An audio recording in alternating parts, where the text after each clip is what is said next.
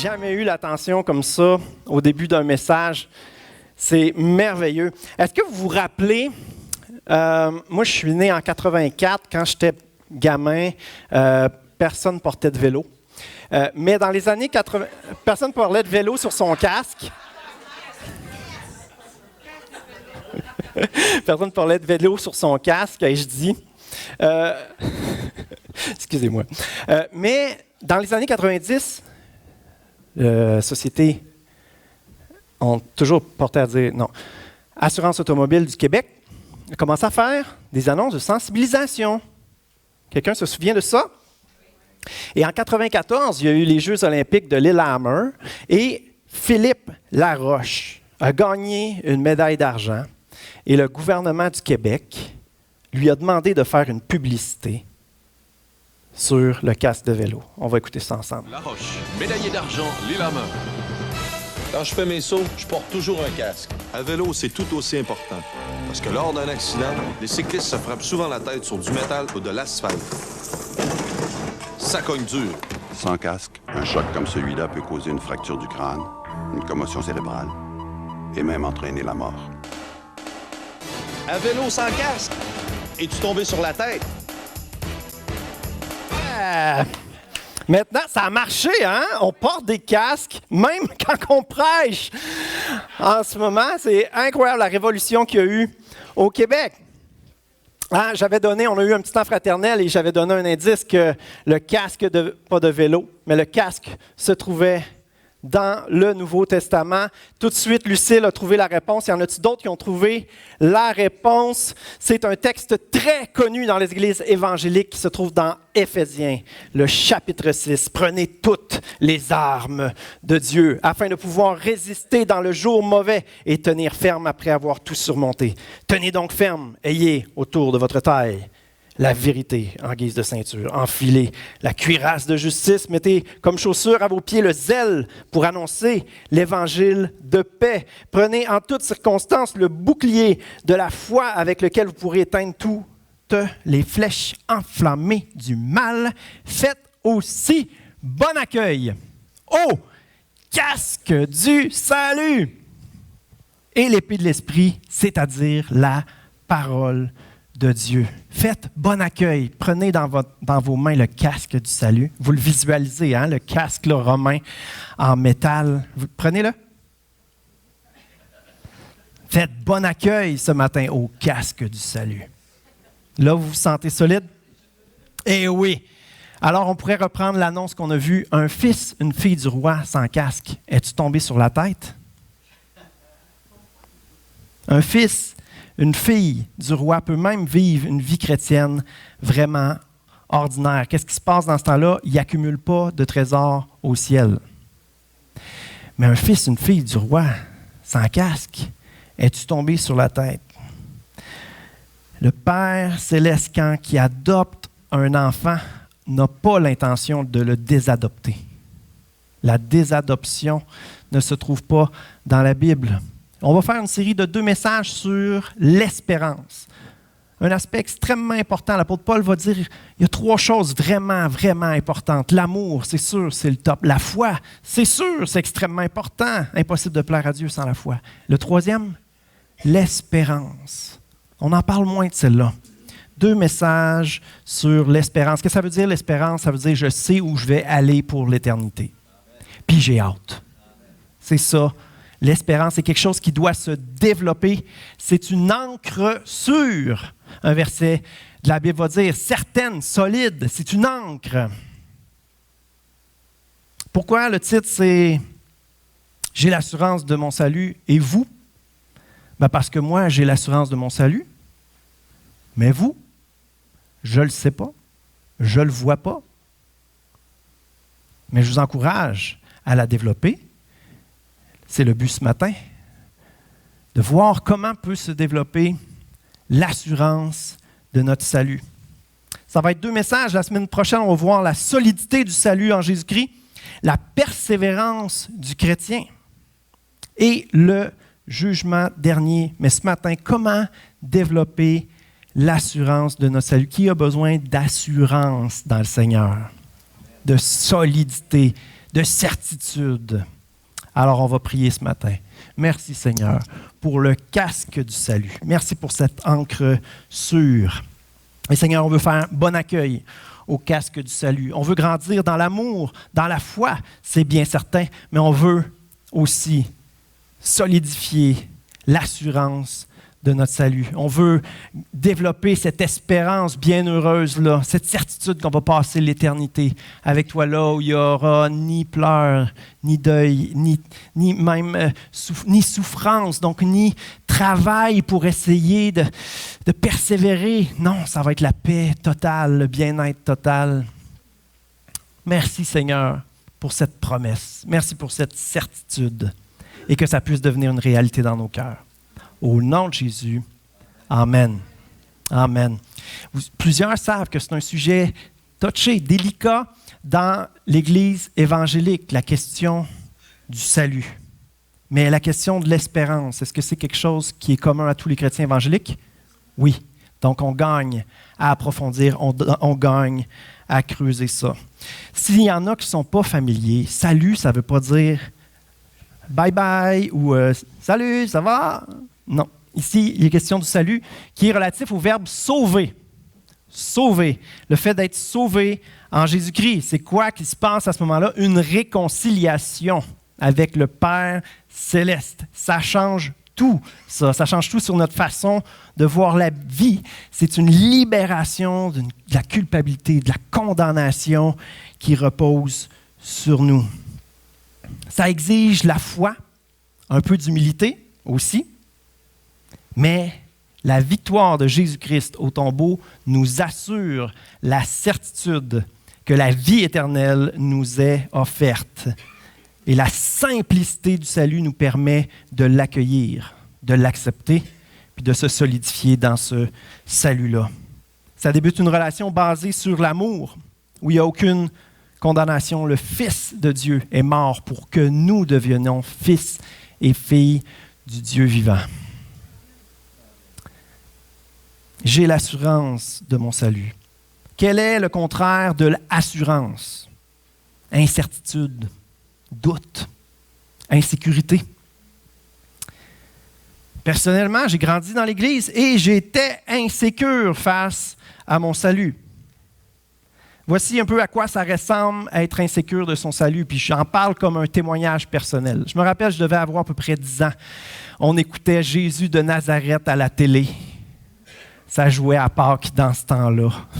Le Québec assumait que s'était passé quelque chose historiquement à Pâques. Et là, je me rappelle, je devais avoir 10 ans, puis je réalisais la souffrance que Christ avait subie pour nous, pour notre péché. Puis je comprenais que si je demandais pardon à Dieu, il me pardonnait.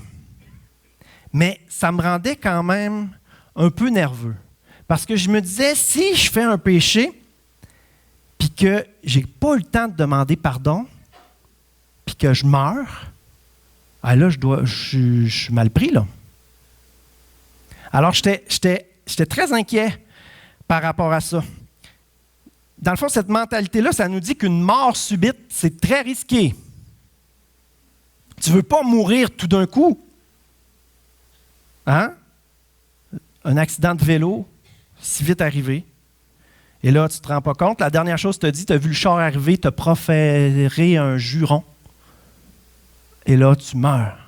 Alors, que se passe-t-il pour ton âme, pour l'éternité? Tu espères avoir une mort où tu as un petit 5 secondes pour réfléchir. Par exemple, un crash en avion. Tu sais que l'avion va crasher dans 4-5 minutes. Puis là, tu demandes pardon à Dieu pour tous tes péchés. Tu en profites pour évangéliser. Alors, tu meurs là, en faisant des belles œuvres. Tu rentres dans la gloire pour l'éternité, c'est sûr. Non? C'est comme ce matin, on est à l'église. Si ça finit là, yo, on va au ciel, c'est sûr. T'es à l'église un matin. Avoir la vie éternelle, ce n'est pas comme une course au marbre au baseball. Vous savez de quoi je parle? Hein? Tu es sur le 2e but, là, tu es quand même, tu vas sûrement être sauvé. Mettons, on rentre au 3e but. probablement sauvé. Puis là, ton coéquipier il claque la balle, champ droit. Puis là, ça tombe bien, le gars était loin. Tu pars à courir, mais il fait tout qu'un relais. Puis là, tu arrives quasiment en même temps que la balle, mais tu glisses, sauf au premier but. Non. Le salut en Jésus-Christ, c'est pas quelque chose qui ressemble à ça. Dieu n'est pas l'arbitre qui watch si tu es safe, si tu arrives au marbre avant la balle. Celui qui pense comme ça n'a rien compris au salut en Jésus-Christ. J'avais 10 ans quand je pensais comme ça. Il y a des chrétiens qui sont dans l'Église pendant des décennies et qui continuent de penser comme ça. Demander pardon à Dieu, c'est important quand on l'échappe, quand on fait des bêtises, quand on fait du mal. Mais demander pardon à Dieu ne nous sauve pas plus. Demander pardon à Dieu remet dans notre cœur cette certitude-là qu'on est en relation intime avec Dieu. Ça ouvre la porte à une guérison, une transformation. Parce que nos mauvais plis, bien souvent, ça se répète. On a des conflits avec des gens, puis à un moment donné, le Saint-Esprit t'amène à réaliser que tu ne ressembles pas parfaitement à Jésus-Christ. Donc, tu demandes à Dieu de te transformer ton cœur, tu lui demandes de te pardonner, puis là, tu t'attends à voir ton Père céleste qui est comme « il était temps que tu t'en rendes compte ». Ben non, il te regarde avec les bras ouverts, plein d'amour, puis tu es comme « ben voyons donc, tu m'aimes de même si je suis un être humain ». C'est ça la vie chrétienne. Dieu fait une œuvre dans nos cœurs quand on se tourne vers lui. Il guérit, il transforme pour notre bien. Quand on fait des péchés, Dieu ne tombe pas en bas de son trône. On dit à la personne, il n'a pas bronché d'un poil. Jésus a bronché une fois pour toutes. Et là, à partir de ce moment-là, celui qui accepte le pardon en Jésus-Christ, on a tout à gagner à demander pardon à Dieu. On a tout à gagner à se rapprocher de notre Père céleste. Mais on ne sera pas plus sauvé. Notre salut éternel est quelque chose de solide. Notre croissance avec Dieu, même notre persévérance. Là, il y a du travail à faire, assurément. Mais ça va être quoi le moteur de ça? Ça va être le même message qui sauve. Ça va être l'Évangile, la bonne nouvelle, le message de la croix. C'est ça qui sauve. Ce qui permet que l'assurance du salut peut se développer, ce n'est pas le fait d'être engagé comme pasteur, mais c'est de saisir la simplicité et la puissance transformatrice de l'Évangile. La simplicité et la puissance transformatrice de l'Évangile. Est-ce qu'il y en a qui savent c'est quoi? À quel point le salut est simple? Oui, quand même. Est-ce qu'il y en a qui savent que c'est une puissance transformatrice? Oh là, ça va grandir, ça va se développer. Ces deux éléments-là peuvent devenir une réalité pour nous. On sait ce que le mot « grâce » signifie, n'est-ce pas? Oui, grâce, c'est un cadeau. Éphésiens 2,8, un verset classique, hein? En effet, c'est par grâce que vous êtes sauvés par le moyen de la foi. Et cela ne vient pas de vous, c'est le don de Dieu. Donc, grâce, don, cadeau, un présent, quelque chose de gratuit. J'aime de réaliser que gratuit, pas juste qui ne coûte rien, mais gratuit dans le sens sans aucune raison, sans aucune explication. Pourquoi il a décidé de sauver l'humanité? Parce que c'est un Dieu aimant qui veut une relation avec les êtres humains. Ce n'est pas par nos bonnes œuvres, ce n'est pas par nos mérites, c'est parce que Dieu persévère à vouloir une relation d'intimité avec les êtres humains. Quel est le moyen pour accueillir ce cadeau-là? Ce cadeau-là est offert, mais le verset nous dit qu'il y a un moyen pour que ça puisse devenir nôtre. Le moyen par lequel on accueille le cadeau de Dieu, c'est en ouvrant notre cœur par la foi. Par grâce que vous êtes sauvés par le moyen. C'est ça que ça veut dire. De quelle manière? Comment ça se passe? Comment ça peut rentrer? C'est par la foi, en ouvrant notre cœur par la foi. La foi, ça veut dire faire confiance à Dieu. Ça veut dire de croire. Croire à l'œuvre que Jésus a accomplie à la croix. Le salut, c'est un cadeau qui s'accepte, qui se reçoit par la foi. Il y a un autre aspect qui est quand même extrêmement important qu'on ne peut pas enlever de ça, c'est la foi et l'humilité. Parce qu'il est dit dans Jacques 2,19, tu crois qu'il y a un seul Dieu, tu fais bien. Les démons aussi le croient et ils tremblent. Donc, on comprend que oui, il y a la foi, mais il y a la décision d'arrêter de tourner le dos à Dieu, d'arrêter de se rebeller contre lui. C'est ça que les démons font. Ils se battent contre Dieu.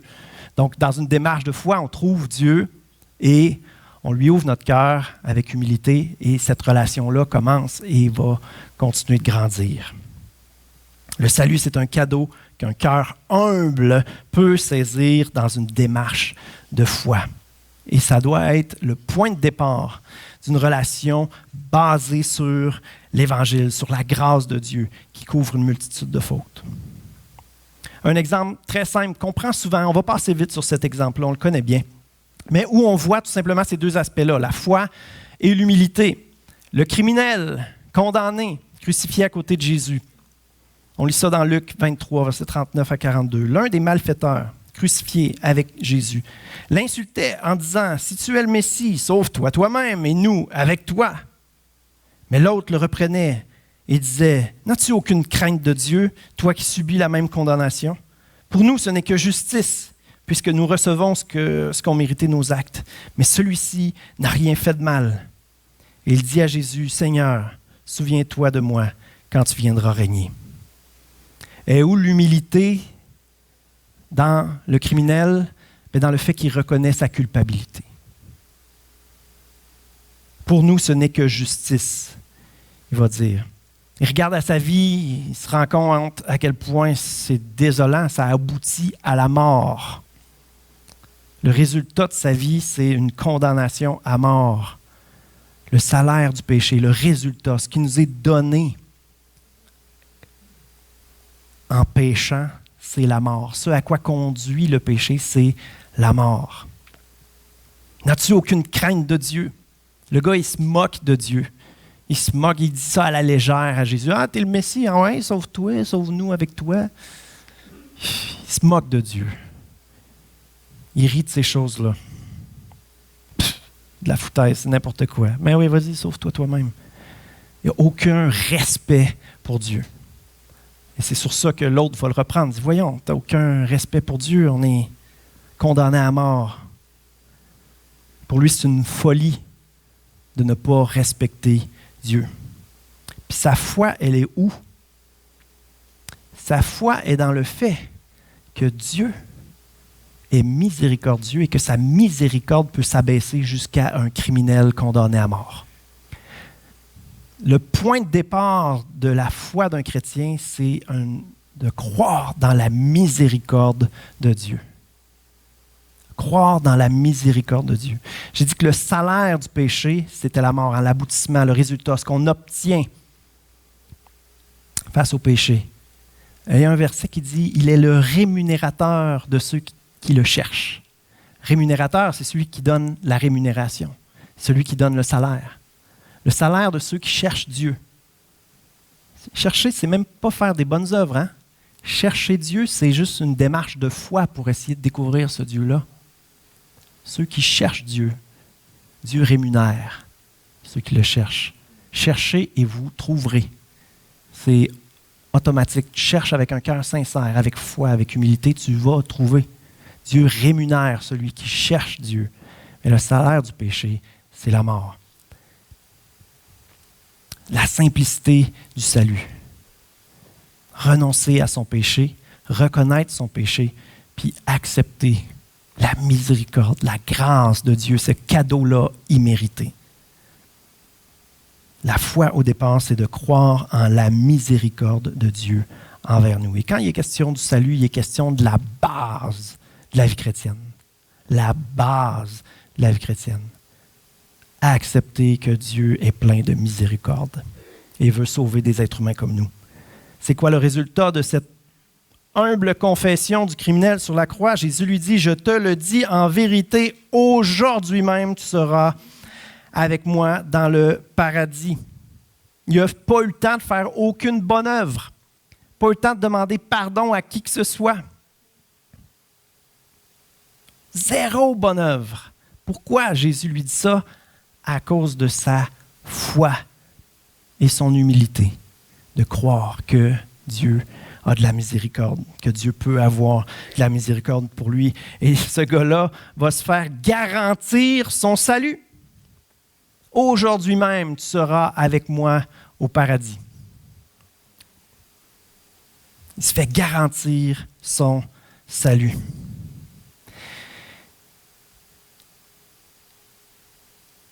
C'est garanti. C'est garanti. Souvent, on dit ça dans les magasins, garantie sur facture. Avec Dieu, même pas besoin de facture. Il s'en souvient. Il y a un verset qui dit quelque part, « Quand bien même une mère oublierait son enfant, moi je ne t'oublierai pas. » Une mère ne peut pas oublier son enfant. Ben Dieu peut encore moins l'oublier. Dieu n'oubliera jamais ses enfants. Donc, tout le monde a compris la simplicité du salut. Le salut, c'est un cadeau et il requiert l'humilité et la foi. Tout le monde a compris ça? Amen. Mais cet exemple-là, puis OK, super, mais ça ne règle pas mon problème d'insécurité, là. Mon incertitude là, que j'avais de petit gars de 10 ans. J'avais la crainte de ne pas demander pardon juste avant de mourir. J'ai besoin de continuer ma réflexion, continuer de comprendre des choses. Colossiens 2,13 nous dit « Oui, vous étiez morts à cause de vos fautes, égarés par les convoitises de votre vieille nature. Mais en vous unissant au Christ, Dieu vous a fait revivre avec lui en vous pardonnant tous les péchés par sa grâce. » En vous pardonnant. Il nous a pardonné. Il nous a pardonné. C'est comme dans le passé, hein? C'est dans le passé, mais je suis allé voir le verbe grec, l'original, puis oui, c'est dans le passé, mais c'est un état de fait. C'est quelque chose de statué, c'est quelque chose de définitif. Donc, quelque chose qui a été décidé dans le passé et qui va être continuel, qui est affirmé, qui est une certitude, qui est un état de fait. Pas quelque chose de conditionnel. Dieu nous a pardonné une fois pour toutes nos offenses. Ça ne parle pas d'un pardon pour les choses passées, puis on verra pour la suite. Ça parle d'un pardon total. Ça ne parle pas d'un pardon accordé à la graine si tu demandes pardon. Ça parle d'un seul pardon pour l'ensemble de nos fautes. Un pardon pour notre nature pécheresse. Un pardon pour couvrir tout ce que notre nature charnelle va produire. À partir de ce pardon-là, c'est comme si notre nature charnelle n'existe plus aux yeux de Dieu. Le problème de notre nature charnelle, le problème de notre nature pécheresse n'existe plus aux yeux de Dieu. Si nous, on continue de vivre là-dedans, Dieu, lui, il a déjà là, pardonné tout ça. Si nous, on décide de tourner en rond là-dedans, si on néglige de laisser son amour, son pardon nous transformer, Dieu, lui, notre nature pécheresse n'existe plus à ses yeux. Son pardon a couvert notre péché. Il pardonne mon péché, l'œuvre de péché dans ma vie. On l'appelle comment Dieu? Le Dieu qui est, Yahweh, le Dieu qui est, donc qui est tout le temps, le Dieu qui est, qui était et qui sera. Le Dieu qui est, qui était et qui sera pardonne mon péché présent, passé et futur, d'un coup. Ça fait du sens quand on pense à qui est Dieu, mais l'affaire, c'est que la perspective de Dieu est différente de notre perspective à nous, de ce que nous, on est capable de concevoir naturellement. Mais pour le chrétien, c'est comment qu'il faut penser? Comme nous, on pense naturellement ou comme Dieu pense? Qui a raison? Donc, le Dieu qui est, qui était et qui sera, quand il pardonne ce qui est présent, passé, futur. Il est dans le présent, il était dans le passé, il sera dans le futur, mais tout en même temps. Il est le Dieu qui est. Alors, quand il pardonne la totale. Il pardonne la totale. Le passé et le futur. On peut comprendre des fautes qu'on fait. Souvent, on voit le péché comme des fautes ponctuelles, des erreurs, des petites coches mal taillées qu'on peut faire ici et là. N'est-ce pas? On voit souvent le péché comme ça, des gaffes, des erreurs, des fautes, des bêtises. Donc, on peut comprendre que Dieu pardonne les péchés qu'on a faits dans le passé. Les péchés. Comme si les péchés, c'était juste des choses ponctuelles. Donc, les péchés du passé, les péchés du futur, on peut comprendre ça, mais les péchés présents, ça, c'est plus nébuleux. Comme en ce moment, on est à l'église. Qui a l'impression d'être en train de pécher en ce moment? OK. Qui est 100% d'amour avec Jésus en ce moment? 100%? Vraiment? 100% dans la volonté de Dieu, dans votre cœur, dans votre tête. Vous savez que ça va être impeccable la semaine qui s'en vient là, parce que vous êtes 100% dans la volonté de Dieu. Le cœur, l'esprit, la tête parfaitement alignés avec la pensée de Dieu.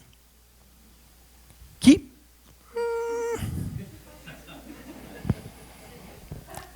C'est comme l'état de notre cœur ne sera jamais parfaitement aligné avec Dieu. Donc, notre péché, notre nature charnelle qui n'existe plus aux yeux de Dieu, on lutte encore avec nous. Alors, il y a un état d'imperfection à cause de notre humanité qui est toujours là. On attend la rédemption totale, on attend la glorification où on va être enfin débarrassé de cette carcasse-là. Mais en attendant, l'état de notre cœur n'est jamais parfait. On a lu dans Colossiens 2,13, les convoitises de notre nature. Les convoitises de notre nature. C'est le péché que Jésus va reprendre pour faire réfléchir les pharisiens. La convoitise. Tous les péchés dans les 10 commandements, c'est des péchés qu'on peut voir concrètement. Tu ne tueras point, tu ne voleras point. C'est des gestes qu'on peut faire. Mais la convoitise, ça, c'est dans le cœur. On ne le voit pas. Ce n'est pas des péchés ponctuels, mais c'est un état d'être. C'est notre cœur qui est centré sur nous-mêmes, qui désire toujours plus, qui est jaloux. Notre cœur qui est imparfait, quoi. Qu'est-ce que ça veut dire, le fait d'être toujours quand même un peu imparfait? Je suis généreux quand même en le disant comme ça, hein? Mais qu'est-ce que ça fait d'être quand même un peu imparfait? Ça fait qu'on est dépendant de la grâce de Dieu à vie. À chaque microseconde, dépendant de la grâce de Dieu, dépendant de l'Évangile, dépendant de la bonne nouvelle de Jésus-Christ, mort pour nos péchés, tout le temps. Pas il a pardonné les péchés qu'on avait faits avant, il a pardonné notre péché, l'ensemble de péchés de notre nature pécheresse. Ça n'existe plus à ses yeux, c'est dans la mer de l'oubli. Est-ce qu'on va continuer de profiter de sa grâce, continuer de vivre sous sa grâce, continuer de progresser par cette révélation, cette façon-là complètement différente de l'être humain de fonctionner, de Dieu qui renverse le cœur, qui renverse, fait chavirer les cœurs et qui remplit le cœur, mais qui veut remplir le cœur. Mais bien souvent, l'humilité et la foi, c'est le point de départ, mais oh là là là là, que ça a besoin de grandir, ça a besoin d'être développé pour vivre pleinement la vie que Dieu veut pour nous. Mais ça reste la même stratégie, la même façon de fonctionner toute notre vie. Humilité et foi, puis cadeau de Dieu immérité. On ne fait pas d'effort, on croit. On cherche Dieu. Ce n'est pas par nos œuvres, ce n'est pas en performant. Mais Dieu transforme notre cœur. Puis il y a des œuvres qui suivent. Mais la stratégie de Dieu, sa façon de fonctionner, c'est toujours son œuvre en nous avant les changements extérieurs. Si on cherche un moteur différent, si on cherche une autre façon de se transformer, ce n'est pas conforme à l'Évangile, puis ça n'a pas de valeur aux yeux de Dieu. Ce sont des œuvres mortes. On est dépendant de Dieu, dépendant de sa grâce, non seulement pour notre salut, mais pour toute notre vie chrétienne. Et si on ne le saisit pas, on freine vraiment beaucoup l'œuvre qu'il peut faire dans notre vie. Y compris notre assurance, l'assurance de notre salut, notre espérance. Quand je dis que notre ancienne nature n'existe plus, Romains 6:6. Et je vous encourage, si vous voulez approfondir, de lire Romains 6 au complet. C'est extraordinaire. Nous savons que notre vieil homme a été crucifié avec lui, afin que le corps du péché soit réduit à l'impuissance et qu'ainsi nous ne soyons plus esclaves du péché. Le corps du péché, notre nature charnelle, ça a été crucifié avec Christ. C'est fait une fois pour toutes. Ça, c'est la perspective de Dieu. On image ça, on le fait publiquement, on le déclare que c'est notre réalité par le baptême. Dans notre réalité terrestre, on dirait le corps, il veut remonter de l'eau. N'est-ce pas? La chair, elle veut remonter. Mais aux yeux de Dieu, ça a été crucifié avec Christ. C'est mort et enterré. Il ne fait pas ressusciter notre nature pécheresse après, là. Non. Mort et enterré pour une vie. Tout ce qui compte aux yeux de Dieu, c'est notre vie avec lui. Les belles choses qu'il peut faire dans notre vie et à travers nous après nous avoir sauvés. C'est la continuité de ce salut-là.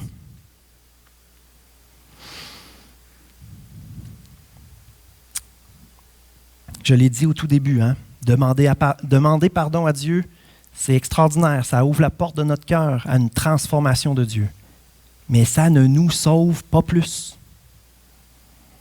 Laisser Dieu agir, ça te fait accumuler des trésors au ciel, mais ça ne te sauve pas plus. On va voir ça plus clairement la semaine prochaine en parlant du jugement dernier. Maintenant, voici la discussion que vous aurez peut-être au resto tantôt. Quelqu'un de bien intentionné vous dira « Bon, ben, si mes péchés passés, présents, futurs sont réglés, ça veut dire que je peux continuer de pécher et faire tout ce que je veux. » Mais non! Ça a coûté la mort de Jésus-Christ à la croix. Ah! OK, fait qu'il faut que je file cheap un peu. Ben là, tu m'inquiètes, mon ami. Parce que si tu penses que le moteur de la vie chrétienne, c'est de filer cheap, tu n'as pas compris ce qu'est l'Évangile. Non seulement sa puissance transformatrice, mais je doute même que tu aies compris son salut gratuit, immérité. Alors tu m'inquiètes si c'est ton genre de discours, de craindre que le chrétien va devenir confortable, passif, que l'Évangile n'a pas de puissance transformatrice. L'apôtre Paul va dire dans 2 Corinthiens 5, « L'amour de Christ nous presse. » En anglais, c'est « it compels ». J'aime beaucoup ce mot-là. Ça nous pousse. C'est irrésistible. L'amour de Christ te remplit et te propulse vers l'avant. Tu ne peux pas résister à ça. L'amour de Christ nous presse parce que nous sommes convaincus. On a l'impression que peut-être, ça fait quand même du sens que, non, on est convaincus. On a été renversés par l'amour de Dieu. Alors on est convaincus que si un seul est mort pour tous, tous donc sont morts. Et s'il est mort pour tous, c'était afin que ceux qui vivent ne vivent plus pour eux-mêmes, mais pour celui qui est mort et ressuscité pour eux. C'est tout ce qui compte aux yeux de Dieu. Notre vie avec lui, par lui, pour lui, c'est tout ce que Dieu voit. Et si nous, on n'entre pas dans la perspective de Dieu, c'est qu'on n'a pas saisi l'Évangile. Peut-être qu'on l'a saisi pour notre salut, mais qu'après ça, il me semble qu'on tourne en rond. Il me semble qu'il n'y a pas plus d'amour. Il me semble que c'est tough la vie chrétienne. C'est tough persévérer. Il me semble qu'on n'a pas d'amour. Il me semble que c'est tough. On a été sauvés. Oui, merci Seigneur. On a hâte à la délivrance. Hein? Si le salut ne continue pas, si l'Évangile ne nous transforme pas, cette façon de Dieu de vouloir fonctionner avec les êtres humains, l'Évangile, complètement contraire à la logique humaine. Si ça ne continue pas son œuvre dans notre vie, si on n'est pas conscient qu'à chaque seconde, à toutes les fois que tu te lèves le matin, tu peux te dire « Oh boy, je devrais être séparé de la présence de Dieu. Ah, mais non, c'est vrai, Christ est mort pour moi, puis je suis sous sa grâce, puis j'ai le Saint-Esprit en dedans de moi, je peux marcher, je peux vivre ma journée avec le Seigneur. Ah ouais, on va faire des ravages ensemble dans le monde des ténèbres. » Ah, À chaque jour, à chaque moment, on est dépendant de la grâce de Dieu. Si on ne saisit pas ça, on ne grandira pas dans notre vie chrétienne. Peut-être qu'on pourra souhaiter faire certains efforts, changer certains comportements. Mais ce n'est pas ça, l'œuvre de l'Évangile.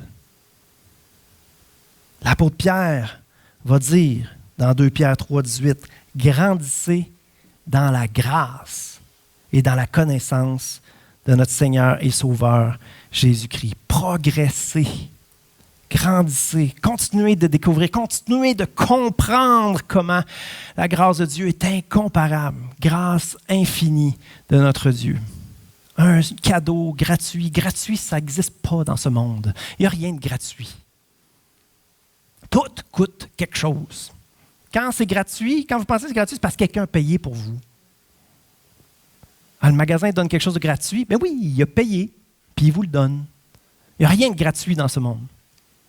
Mais Dieu est extérieur à ce monde et il peut puiser dans des ressources infinies et choisir de donner gratuitement. C'est difficile à accepter. Sentez le besoin de remettre les autres à l'ordre, fais attention, persévère. Romains 6,15. Faites attention. L'apôtre Paul va condamner cette mentalité-là. Il va dire, quoi donc? Allons-nous pécher parce que nous ne sommes pas sous la loi, mais sous la grâce? Certainement pas. L'Évangile, quand il est reçu véritablement, produit une transformation. Qu'est-ce qui va faire que cette transformation-là va pouvoir se faire? Qu'on impose un joug puis qu'on dise aux gens de se conformer à des règles? Non. Que les gens découvrent l'Évangile pour vrai puis que ça continue son œuvre en nous. La stratégie de Dieu pour sauver, c'est pas juste pour sauver, mais c'est pour la transformation aussi. 1 Corinthiens 1,18, le message de la croix, l'Évangile, la bonne nouvelle, c'est une folie pour ceux qui périssent, mais pour nous qui sommes sauvés, il est puissance de Dieu. L'Évangile, c'est la puissance de Dieu. Le zèle pour les bonnes œuvres, comment est-ce qu'il va se développer? Le changement dans la vie de chrétien, comment est-ce qu'il va se développer? En expérimentant comment Dieu est merveilleux, comment la vie avec lui vaut la peine d'être vécue, comment c'est puissant l'Évangile, bien là, on le veut pour les autres. Qu'est-ce qui est en train de se développer? Un zèle pour l'Évangile. Prier, lire la Bible, il faut se discipliner à ça. Oui, mais quand tu découvres combien Dieu est merveilleux, tu veux le connaître plus. Alors, tu ouvres ta Bible, tu découvres combien Dieu est grand. Quand tu découvres la vie qu'il veut pour toi, ben tu veux la vivre. Là, tu te rends compte, tu as besoin de prier. Même Jésus priait. Alors, la prière devient quelque chose de nécessaire aussi. L'assiduité à l'Église, l'implication, même la générosité, contribuer. Comment ça se développe? Ben, tu es connecté avec ton Père. Là, tu réalises qu'il y a d'autres frères et sœurs autour de toi. Ce ne sera pas tout le temps facile. Mais si tu aimes vraiment ton Père, tu dois aimer tes frères et sœurs aussi. Tu t'attaches à une Église.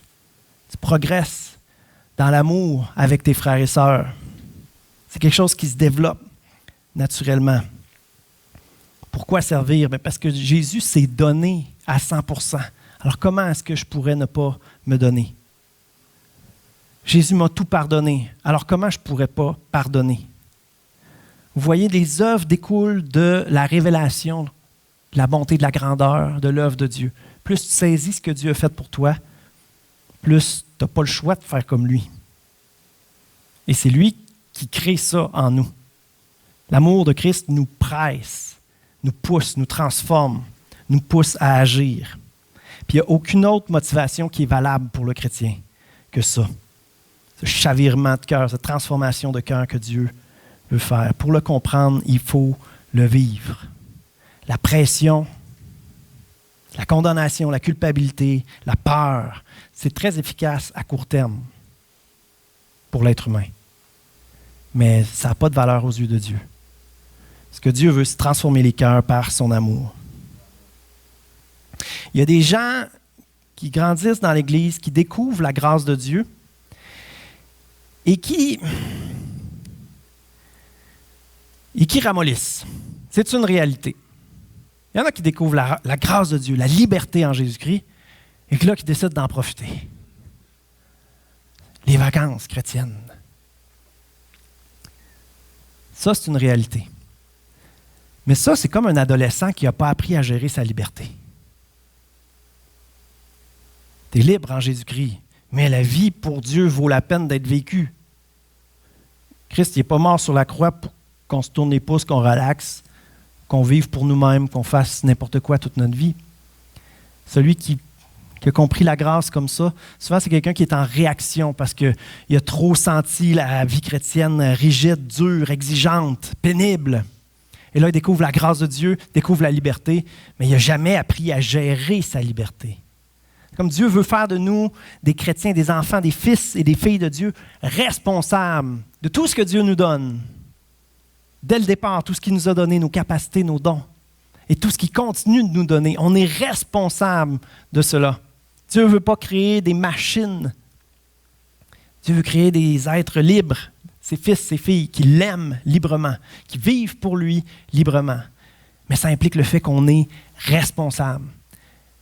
Et ça, c'est une réalité, quelqu'un qui découvre la grâce, découvre la liberté, puis qui en profite en vivant pour lui-même. Cette personne-là, encore une fois, c'est la même chose. Qu'est-ce qu'elle fait? Est-ce qu'elle sort du salut de Dieu? Dieu n'a pas l'intention de la désadopter. Si elle continue de croire, c'est ça le critère. Par grâce que vous êtes sauvés par le moyen de la foi. Toutefois, quelqu'un qui vit pour lui-même comme ça, ne s'accumule pas de trésors au ciel, ne profite pas de la vie abondante que Dieu veut lui donner. Il profite d'une vie de divertissement comme tout le monde. Il découvre certains plaisirs de ce monde, mais il n'accumule pas des trésors qui vont lui servir pour l'éternité. Donc, quoi faire avec un chrétien tiède, un chrétien mou, un chrétien qui se laisse aller? Est-ce que c'est de y faire peur, de le fouetter un peu? C'est ravisse. Il faut le ramener, là. C'est vrai, des fois, dans une relation où la personne ne doute pas que tu l'aimes, tu peux challenger un peu la personne. Mais qu'est-ce qui va faire que son cœur va changer? C'est toujours plus de découvrir combien Dieu est bon, combien Dieu l'aime. Découvrir combien Dieu l'aime. La foi et l'humilité, c'est ça qui va la ramener. En terminant, je demanderai aux musiciens de s'approcher, puis j'aimerais faire 3 invitations. Premièrement, s'il y a des chrétiens qui ont découvert la grâce de Dieu, qui ont découvert la liberté, puis qui se sont ramollis, qui ont pris cette liberté-là pour eux, puis qui prennent du plaisir dans leur vie terrestre, et qui réalisent dans le fond qu'ils négligent Dieu, qu'ils négligent leur marche avec Dieu, qu'ils négligent leur vie chrétienne. Je veux vous inviter à vous repentir ce matin de ça. Puis de choisir de continuer, de grandir, de progresser dans la connaissance, dans la grâce de Dieu.